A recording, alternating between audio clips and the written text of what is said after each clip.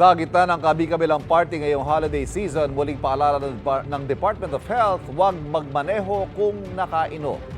Lalo ngayon at halos 500 na po ang mga insidente ng road traffic injuries mula nitong December 22. Narito ang unang balita ni Nico Wahe. 496, ganyan karami ang road traffic incidents na naitala ng Department of Health mula December 22 sa 8 pilot sites na binabantayan nila nationwide. Sa panahong yan, kabi-kabila ang Christmas parties at inuman. Ayon sa DOH, nangunguna sa kanilang datos ang Region 2, sinundan ng Region 7, Region 11, pang-4 ang NCR at pang-5 ang Region 1. 33% na raw na mas mataas ang kaso ngayong taon kaysa 331 lang na kaso noong 2023. Kaya tinatawag namin itong road traffic injuries or maririnig nyo road crashes, ayaw namin siyang tawaging aksidente. Dahil ang aksidente, ibig sabihin ay hindi maiiwasan. Ang mga road traffic injuries, naiiwasan po yan. Kung tayo ba ay magsusuot ng helmet, tayo magsusuot ng mga seatbelt, kung tayo ay susunod sa mga traffic rules, at kung cool lang tayo sa daan.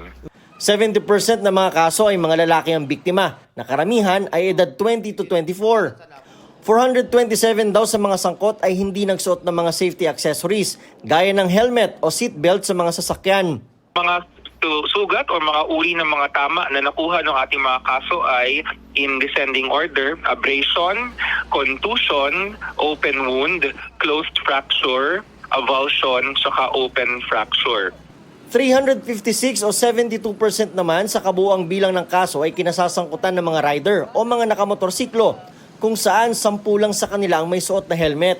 6 sa 496 ang namatay at 4 dyan mga nakamotorsiklo.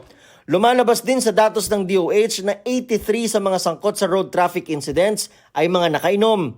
Paalala ng DOH, kung may pupuntahan at lalabas, siguruhing nasa tamang kondisyon na magmamaneho, pati ang sasakyan.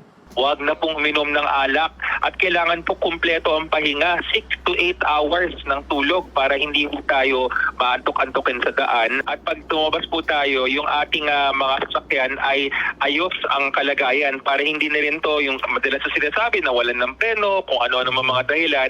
Ito ang unang balita, Nico Wahe para sa GMA Integrated News.